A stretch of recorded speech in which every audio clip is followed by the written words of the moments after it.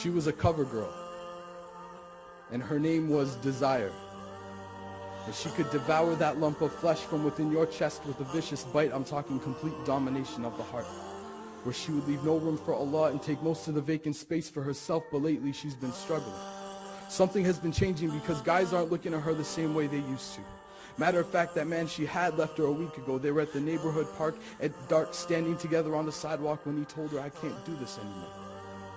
We were born Muslims. If I die right now, what happens to my soul?"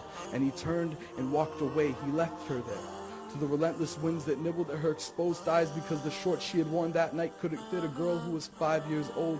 It was cold. Left to her own thoughts and memories, she begins to walk home. It flashes back to when she was 13.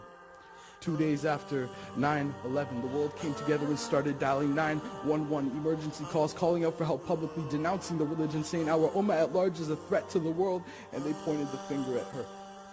Told her she doesn't belong here, that the scarf that drapes around her face is a symbol of the apocalypse, that it makes her a terrorist. She should go back to where the Arabs live. So is it to anyone's surprise that every day in grade 9, she would get a ride to school, leaving behind parents who were proud of her dedication to her faith. But upon getting to class, she'd take off the hijab and let her hair fall down her face. She didn't want to be an outcast.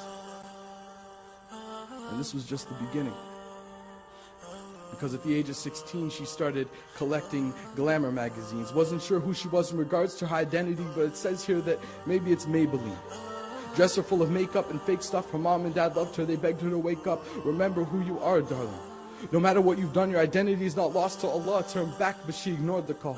Continued on her free fall into a deep desire and love for this all the world, which grabbed her by the throat, had her spiraling into emptiness and confusion. The voice in her brain begged her, please, make it stop, and she wanted to. But the evil forces had battled away all conviction of good, so her attitude was that of ingratitude. A once faithful hijabi, swallowed whole by this multitude of societal issues, and when she thought it couldn't get any worse, she met a boy. He was everything she ever wanted. He was perfect, flawless. She finally found something in this world that could fill the gaping void in her heart, because as soon as Allah left, there was a hole in her chest, and this kid was the answer.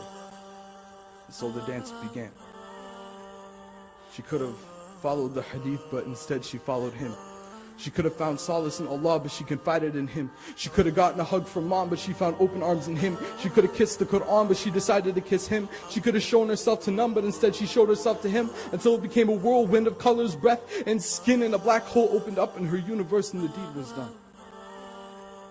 Even herself exposed like camera films in the sun, like the film they'd recorded of her and him. There was no turning back. And that's when she snaps out of her sunken memories. Remembering who she was, but not sure how to make amends, she runs home to her bed. She feels so ashamed she can't help it. She feels like she needs to cover herself up out of humbleness and shame of her bad deeds, like when Adam and Eve covered themselves with leaves after eating those fruits off the forbidden tree. She pulls the blankets over her body and cries herself to sleep, whispering with the last blotch of light left in her heart, please, Allah forgive me. Please, Allah forgive me. From there, it was quite a long journey. Asking forgiveness from her parents, going back to prayer. She lost all her friends, but their souls were transparent anyways, and she knew it. She needed structure, but it's hard to do. So every time she feels like going back, she remembers. She was a cover girl. Now she's a covered girl. And those clothes suit her well, and that hijab is her shell, because she is its beautiful pearl, a covered girl. Her name is admired, and she fears Allah. Jazakallah khair.